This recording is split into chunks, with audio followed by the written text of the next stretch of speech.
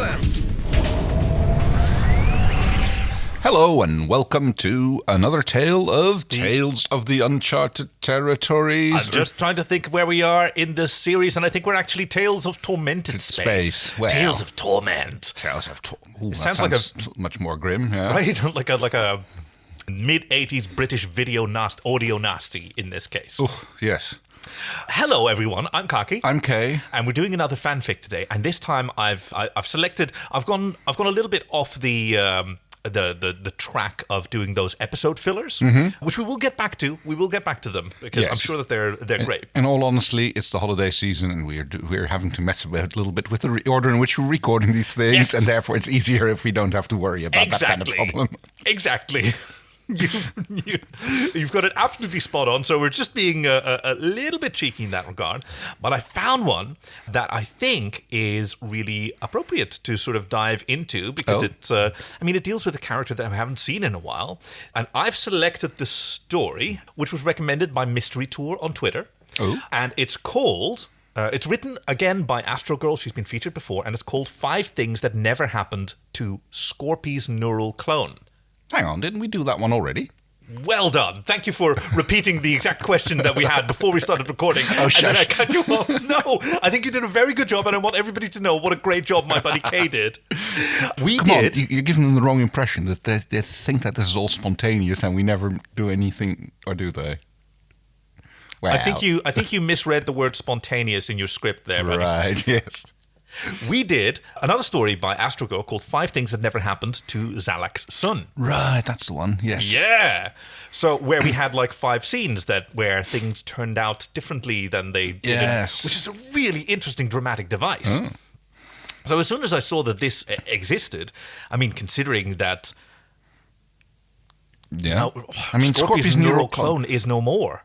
Yes, Harvey. Oh, well, he got snatched out of John.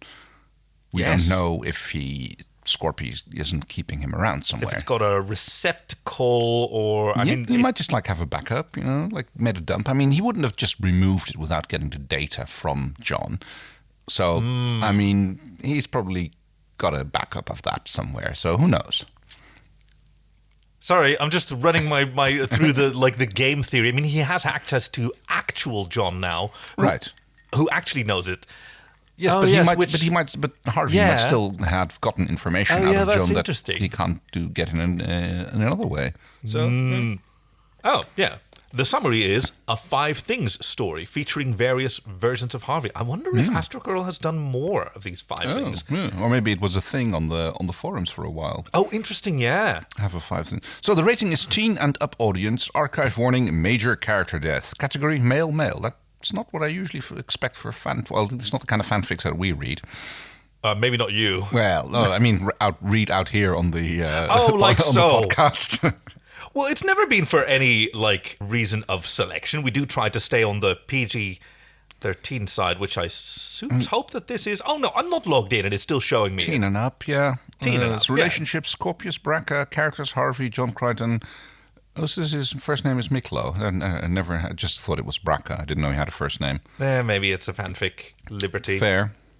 Or maybe I've got a really good poker 5 face. things and alternate universe. Okay, wait, that's a tag. 5 things is a tag. Yes. Let me see. Oh, there's tons. Oh, there we go then. There's tons and tons. Okay, so it's definitely a thing. Oh, that's wonderful. Okay, notes contain some very mildly slashy content. Okay.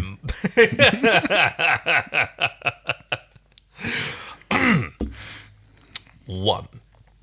His mission is perfectly simple.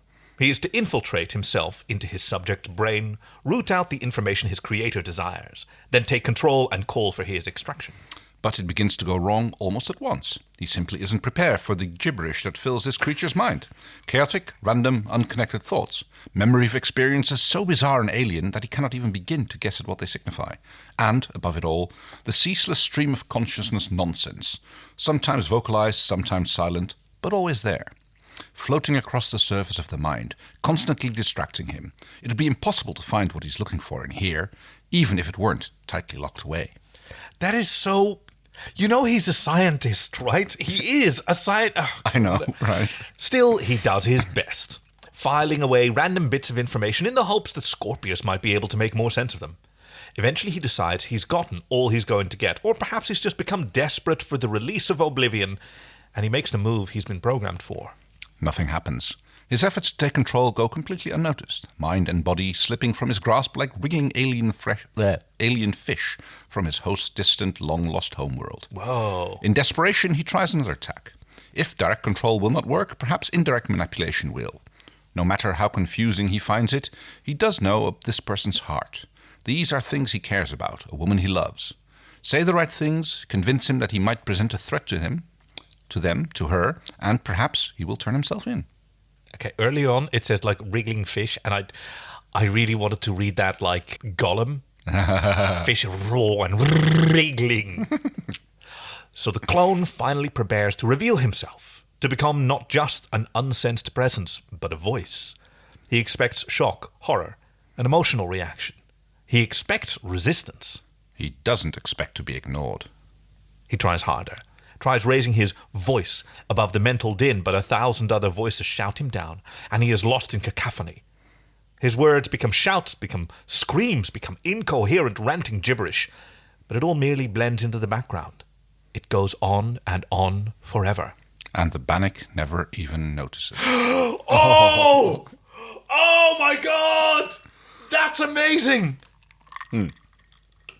That's amazing! What are the odds that Stark also has one? Oh, but why would it be? I mean, I suppose, yes. That makes, I mean, you think it's about Jon, and then it turns out to be about Stark. Yes. Like, Stark even tells Jon at one point, like, he's just an impotent wraith. Like, buzzing in your ear, you can ignore him. Maybe he's got one too, and he's like, oh no, you just ignore it with all the, like, file it away with all the other voices that you ignore most of the time. Wow. Oh, that's good. 2. Next one. 2. A moment of disorientation, of displacement, a sensation unlike he's had since he was first implanted. And then he's elsewhere. Somewhere large and strange, and definitely not where he's supposed to be. He reaches out immediately to see if Crichton's all right, but instead of a connection to Jon, he finds, wait, who the frill is that? It feels nothing like Jon, thinks nothing like Jon, but he can see and hear through it well enough to finally figure out what's going on. Oh, as annoying as this interruption to his mission is, once he understands what's happened, he cannot help but laugh. 100 DRDs simultaneously squeal. He wonders how Moya's making out in the chip in what used to be in Crichton's head. He wonders how Moya's making out in the chip in what used to be Crichton's head. Okay, that one I don't fully understand. I mean, I suppose it's like got implanted into Moya instead of Jon, but... Oh, I was thinking that this is out of their minds. Oh, Moya didn't get swapped around in that. No, exactly. Yeah. So this must have been a thing that never happened. But yeah, this is true. So when Jon and Aaron swapped bodies, did Harvey go with Jon? Oh. Or did Harvey get a taste of Aaron's mind in Jon's brain? Ooh, very good point. Right? Was it like that? Yes, she was in his pants. Yeah. And Rigel? Oh, God. Poor. I already pity Ivy a little bit from time to time, but damn, Rigel. Really? Oh, you've come far. Well, I know. It goes that way once he's powerless, but like the stuff that he's done. Oh, yes, of course. Literally killing Aaron? Yes. Not least of which. Oh, these are really good. They're very brief, but they're very good. Good job, Astrogirl. 3. It's an exhausting battle, but you finally triumph, sending your adversary plummeting from the imaginary roller coaster to his very real death. You open your eyes very slowly and blink up at the concerned face hovering above you. Hi, Aaron, you say. You're a little surprised at just how happy you are to see her. Are you all right? She asks. Is he gone? Oh, yes, you say, rising. Yeah, he's gone all right. Okay, I haven't read to the end yet. Me neither. But you sort of sound like you're channeling Harvey doing a Jon impersonation. Yeah, well. You can't go wrong that way. Oh, let's find out. She smiles, and you smile back, and you realize that, hot damn, everything really is going to be just fine now. You're here, and you're together. And you know how to be Jon Crichton well enough to fake it for a long, long time. Oh, these are fantastic. All right. Okay, number 4. 4. Hang on, let me figure out who's going to say that. Oh, gee, how am I going to do that one? Please, Crichton, I just want to talk to him. What the hell are you talking about, Braca? I know he's in there, inside you. I just need to know. I need to know if he blames me for getting him killed on Arnesk. The peacekeeper's eye dropped for a moment, and if John hadn't known better, he'd be willing to swear that there were tears in them. He had a plan, you see. He always has a plan. But you screwed it up, huh? Well, boo-hoo. Or should that be woohoo? No, definitely woohoo. Ding dong, the evil bastard's dead. Don't mind me if I don't go shedding any tears. You! Braca took no more than half a step towards him before being stopped by a Winona to the chest. That'll do it. Yeah. Careful, Captain. You want to join your boss in hell? I think I can arrange that. Braca took a deep breath, visibly pulling himself together as he looked at him directly in the eye. Scorpius, he said. Scorpius, it's me. Alas, Harvey's voice came from directly over Braca's shoulder. Poor Braca. How sad to lose someone you care for and to feel responsible. He gave John a significant look. Careful, Harv. You're not going to win any sympathy points with that one. He moved the pulse pistol over a few inches, resighting from Braca's body to Harvey's. An empty gesture, of course, but it communicated perfectly well. I know you're in there, said Braca, still staring into Crichton's eyes. Actually, he's right behind you. Braca whirled as if expecting to see him. Harvey smiled. He's never loved you. This is John again. Yeah. He says he's never loved you and that you should get lost. I never said that, Harvey protested. What, you did love him? He says he loved me. Braca's eyes were wide. Oh, damn. Did I say that out loud? Sorry. Just tell me what he said. He hasn't said anything. That's because you haven't let me have a word in edgewise, John. John made an abbreviated hair-tearing gesture, nearly hitting himself in the head with Winona in the process. Yikes. Okay, fine. Just say whatever you want to say to the guy so he'll go away and leave us. Leave me in peace. Silence. Harvey? Well, what am I supposed to say to the man, John? I don't know. Tell him you forgave him for killing you. But he didn't kill me. Then forgive him for killing Scorpius. But we're glad he killed Scorpius. I am. You are. But apparently he's not. What is he saying? I can tell he's saying something. Your eyes are all unfocused. Tell me. He says you're forgiven. Go home. Did he really say that? More or less. Braca's eyes flickered from John's face to a spot several inches to the left of where Harvey was standing. Then back to John again. Really, Scout's honor. He isn't mad at you or anything. Whoa. The relief in the captain's face was equal parts comical and pitiful, and John felt his annoyance softening slightly despite himself. He holstered the pulse pistol and put a hand on Braca's shoulder. There you go. Let it go, man. Move on with your laugh. Go hook up with someone else a little less genocidal. That's what he wants. Yeah, so not Grazer then. Not Grazer. I know. She's got the boob sweat. I mean, I don't know when this was written, but Grazer might have not been in the picture yet. No, this is after Arnesk. Oh, yes, where Grazer ordered him to yes, decide yes, about yes. it. Thank you, Crichton. The disconcerting, almost tears were back. I'll try to do that. Could you give him one last message from me? Sure, I guess. What? Hey! Yelled Harvey. Oh, whoa. Hey! Yelled Harvey as Braca's lips met Crichton's. I'm over here. Wait, maybe I can talk John into letting me borrow his body, and we could... But Braca turned and walked right through him as he left. Whoa, this is some, Whoopi Goldberg and Patrick Swayze kind of vibes in Yes, Ghost. And, yeah, there's a little bit of Stockholm Syndrome here from Braca. is it Stockholm Syndrome? Is it just really fucked up? I mean, I'm trying to think, what was the song from Ghost again? When they're doing the pottery, because all I can think of is "And I will always love you," but that's not it. At the time of my life. No, that's another. That's all. How can we not get this? No. And I'll Love You was didn't have either of those into him. That didn't have nor Patrick Swayze nor Whoopi Goldberg in it. No. Was, it had what's her name again? Whitney Houston. That's the one. Yes. Yeah. Still no closer to the pottery song. No. I didn't know there was a come pottery song. Yeah, there's the pottery scene where I know the pottery scene. I don't know the pottery song. Your love. That's the one. I need your love. Is that Bryan Adams? Godspeed your love. No, you're thinking of Robin Hood with Kevin Costner. Well, I mean, he did various movies and other stuff. 5. Right. I love us. Heat delirium is highly selective in its damage. It does very little to the organs and tissue of the bodies. Physically, it does very little to the brain. Once the body cools off sufficiently, brain activity can be restored. The problem is that whatever patterns that brain once held, thoughts, dreams, memories, self, can never be retrieved.